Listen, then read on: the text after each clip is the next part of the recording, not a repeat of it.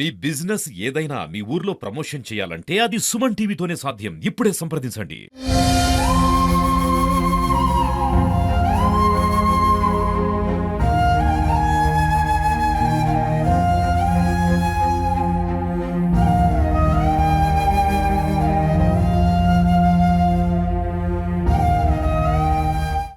నిన్న సిద్దిపేట జిల్లా దుబ్బాక పట్టణంలో ఒక యువకుడు అనుమానాస్పద స్థితిలో మరణించిన సంఘటన జరిగింది.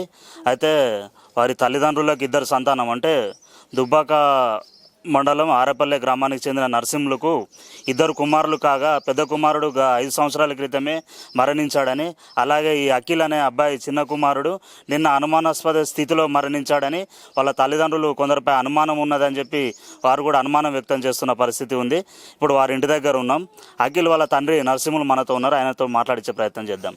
అసలు ఏం జరిగిందండి? మీ అబ్బాయి మీకు ఇంటి నుంచి ఎప్పుడు వెళ్ళాడు? ఏం జరిగింది? ఆదివారం పొద్దున 6 గంటలకు పోయింది సార్. ఇంటికి బయటకు పోయాడు, ఎల్లమ్మ కాడికి గుడి కాడికి పోయాడు. 3 గంటల 3:30 అందా ప్రాంతానికి వచ్చేసిండు. వచ్చినాక మా అందరూ చీకొడికి వచ్చేసాం. అప్పటి నుంచి 3:30 నుంచి నాకు కనబడలేదు. మీ అబ్బాయి కనబడలేదు? ఆదివారం 3:30 తర్వాత నుంచి కనబడలేదు. కనబడడానికి నేను ఆల్రెడీ తెలుసుకోలేదు. ఇక ఊళ్ళో దోస్తులతో ఒక చౌదరపల్లి అనే వాళ్ళ ఫ్రెండ్ ఉన్నాను, ఫ్రెండ్ దగ్గరికి అయితే పోతాను పోయింది సార్. తెలిసి అనుమానం వస్తే తెలిసింది సార్. అప్పుడు మళ్ళీ సాయంత్రం అయ్యే వరకు మళ్ళీ తెలుసుకుని కనబడలేదు సార్. కనబడే వారికి రాత్రి మళ్ళీ 10 గంటలకు ఫోన్, 7 గంటల 7:30కు ఫోన్ చేశాను. కొంచెం ఫోన్ ఇచ్చాల్సి వస్తుంది సార్. తెల్లారి మళ్ళీ పండుకున్నాం, అట్లా తెల్లగా నీళ్ళ లేకనే ఉన్నాక ఏమైంది సార్, ఇక మళ్ళీ ఫోన్లో 2 గంటలకు 3 గంటలకు ఫోన్ చేస్తున్నాం. ఫోన్ స్విచ్ ఆఫ్ వస్తుంది సార్. పొద్దున లేచి సార్ ఊర్లోకి పోయినా వాళ్ళ ఫ్రెండ్స్ లాగా అందరి దగ్గర పోయినా. ఫ్రెండ్స్ అయితే ఫోన్ ఒక్కళ్ళు కూడా రాత్రి కూడా రెస్పాన్స్ చేయలే. 5-6 ఫ్రెండ్స్ ఉన్నారు, రెస్పాన్స్ చేయలే. వారికి ఊర్లకు దుబ్బాక మండలంలో రేపల్ల వాళ్ళకు వాళ్ళ ఫ్రెండ్ దగ్గరికి పోతే పోయారికి లేడు. మళ్ళీ నేను ఇక్కడికి వచ్చేవారికి ఎవరో వేరే వాళ్ళు అతను మీ అబ్బాయికి ఇక్కడ ఎల్లమ్మ టెంపుల్ కాడ పడిపోయాడు, ఉండడానికి ఫోన్ చేయగానే అక్కడ పోయింది సార్. పోయారికి శవమై కనబడ్డది పరిస్థితి సార్. ఇప్పుడు మీ అబ్బాయి ఏం పని చేస్తూ ఉండేది? ఫ్రెండ్స్ వాళ్ళ స్నేహితులు అందరూ కూడా రోజు కలిసే పరిస్థితి ఉండేదా? రోజు వస్తుంది, రోజు కలిసిపోదు. అక్కడ బయట ఇంటికి రాకపోదు సార్. అక్కడ దించి డ్రింక్ తాగించుకొని తోలుకోవద్దు సార్ వాళ్ళ ఫ్రెండ్స్. మీ అబ్బాయి ఏం పని చేస్తూ ఉండేది? మెకానిక్, బైక్ మెకానిక్ చేస్తూ ఉండేది. అయితే మరి మీ అబ్బాయి చనిపోయిండు అంటే మనం పేపర్లలో చూసాం కదా, ఆయన ఒక బైకును ఫోను వేరే ఫ్రెండ్ పట్టుకపోయిండు అని చెప్పి. మరి ఆయన పట్టుకపోయిన తర్వాత కూడా మీకు రెస్పాన్స్ అనేది ఎందుకు ఇవ్వలేదు? ఫోన్ స్విచ్ ఆఫ్ పెట్టుకున్నాడు. ఫోన్ స్విచ్ ఆఫ్ పెట్టుకున్నాడు. 7 గంటల నుంచి ఫోన్ స్విచ్ ఆఫ్ సార్. రాత్రి 12-3 దాకా ఫోన్ చేస్తున్నాం స్విచ్ ఆఫ్. వాళ్ళ ఫ్రెండ్స్ కూడా స్విచ్ ఆఫ్. ఇంటి పొద్దున లేచి వాళ్ళ ఇంటి ఫ్రెండ్స్ దగ్గరకు ఇళ్ళలో కూడా పోయింది సార్. ఎవరు కూడా లేదు, ఎవరేం చెప్పలేదు. చనిపోయినాక మంగళం గుడి ఇక్కడ చనిపోయినా తెలిసి అందరూ వచ్చి వాళ్ళ ఫ్రెండ్స్ వచ్చారు సార్. అఖిల్ తల్లి జమున ఉన్నారు, ఆమెను అడిగి తెలుసుకుందాం. అసలు ఏమైందమ్మా, మీ అబ్బాయి ఏ విధంగా ఉండేది మీతోటి? అసలు ఈ జరిగిన సంఘటన గురించి ఏమంటారు మీరు?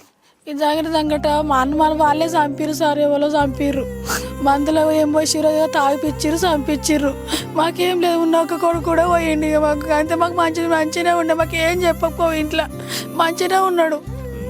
మేమేం మేము బాధ పెట్టలే. మేము ఉన్నొక్కరిని బాధ పెట్టుకుంటామా? మేము ఒకడు పోనే భయం, ఇంకొకరిని మంచిగా చూసుకుంటాం కదా.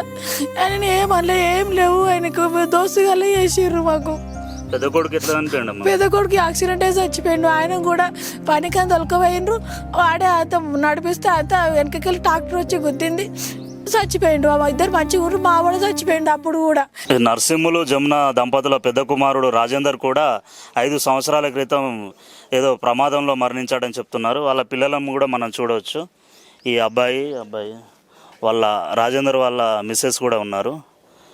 ఇప్పుడు అనుకోకుండా ఇంటికి పెద్ద దిక్కుగా ఈ తల్లిదండ్రులను కాపాడుకుంటూ ఏదో వృద్ధిలోకి వస్తున్నాడు అనుకున్న ఒక అబ్బాయి కూడా నిన్న అనుమానాస్పదంగా మరణించాడని చెప్తున్నారు.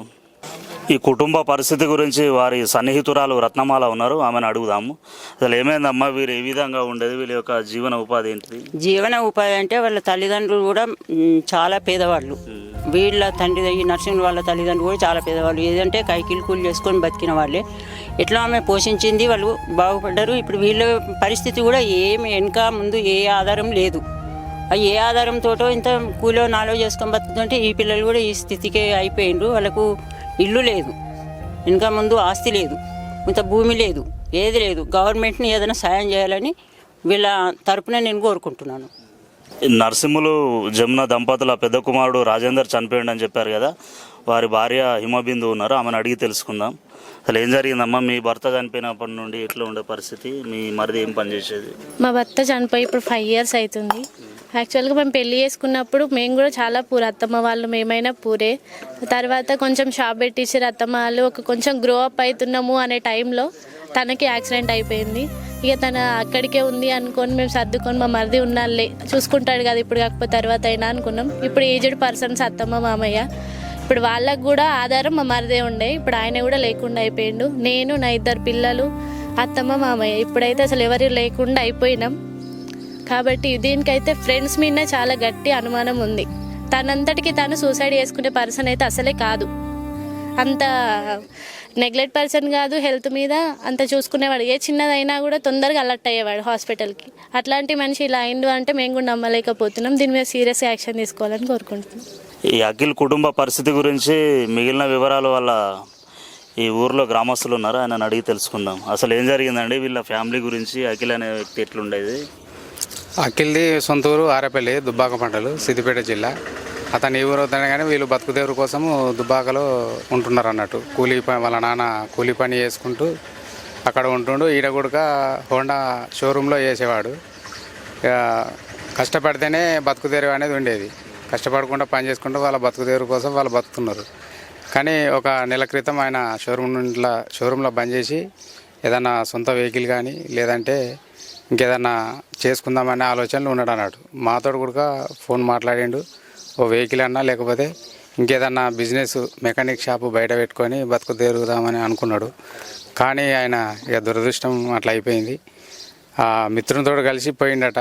పోయి ఇక కొద్దిగా డ్రింక్ చేసి ఆడ కూర్చొని తాగారు. ఇద్దరు కలిసి తాగినప్పుడు ఒకే బండి మీద వెళ్ళినప్పుడు ఇతన్ని మాత్రం ఇంటి దగ్గర డ్రాప్ చేసేది ఉండే. కానీ ఆయన అలా చేయలేడు. ఎవరు చౌదరపల్లి అబ్బాయి కలిసిపోయినప్పుడు ఎవరు కానీ మనమత్వం ఉన్నాడు ఇంటి దగ్గర వదిలిపెడతారు, లేదంటే దాని సమీపంలో దించిపోతారు. ఈ అబ్బాయిని అట్లా వేయాలి. ఈ అబ్బాయికి సంబంధించిన ఫోను, ఇతని బైక్ 2 ఆయన దగ్గర ఉండడం వల్ల మాకు అతడే ఏమైనా చేసిండనే పూర్తి అనుమానం ఉందన్నట్టు. దాన్నే పోలీసు వాళ్ళకు కూడా చెప్పడం జరిగింది. పూర్తి ఎంక్వైరీ చేసి తగిన న్యాయం చేస్తామని చెప్పేసి చెప్పడం జరిగింది. ఈ అఖిల్ మృతిపై జరిగిన సంఘటనలు చూస్తే వారి స్నేహితునితో వారు అంతకుముందు వేరే వాళ్ళ యొక్క బంధువులు పండుగ చేసుకుంటే అక్కడికి వెళ్ళారని, తర్వాత వారి స్నేహితుడు ఫోన్ చేస్తే ఈ అఖిల్ అనే వ్యక్తి ఒక నిర్మానుష్య ప్రదేశానికి ఆ స్నేహితునితో కలిసి వెళ్ళాడని, అక్కడ ఏం జరిగిందో తెలియదు, ఏమైందో తెలియదు. కానీ ఎవరైనా కూడా ఇద్దరు కలిసి వెళ్ళిన తర్వాత వాస్తవానికి వీరు అనుకున్నట్టుగా వారి యొక్క బండి మీదనైనా లేకపోతే ఆ వ్యక్తిని వారి యొక్క గమ్యస్థానానికి చేర్చాల్సిన అవసరం కూడా ఉంది. కానీ ఇక్కడ ఆ అఖిల్ యొక్క బైకు, అఖిల్ యొక్క ఫోన్ను ఆ మిత్రుడు ఉద్దేశపూర్వకంగా పట్టుకొని వెళ్ళి తర్వాత కూడా వీళ్ళ కుటుంబ సభ్యులకు ఎట్లాంటి సమాచారం కూడా ఇవ్వలేదు. కానీ అక్కడ వేరే వాళ్ళు ఇక్కడ ఎవరో పడి ఉన్నారని చూసిన తరుణంలో ఆ మృతదేహం ఈ అఖిల్దే అని తెలిసింది. ఇక్కడ మనకు చాలా అనుమానాలు ఉన్నాయి వారి యొక్క స్నేహితుల పైన. ఇంకా మిగిలిన విషయాలను బట్టి చూసి పోలీసులు దీన్ని లోతైన దర్యాప్తు చేసి ఈ కుటుంబానికి న్యాయం చేయాలని కోరుకుంటూ కెమెరామెన్ శేఖర్తో శ్రీధర్ యాదవ్, సుమన్ టీవీ, సిద్దిపేట.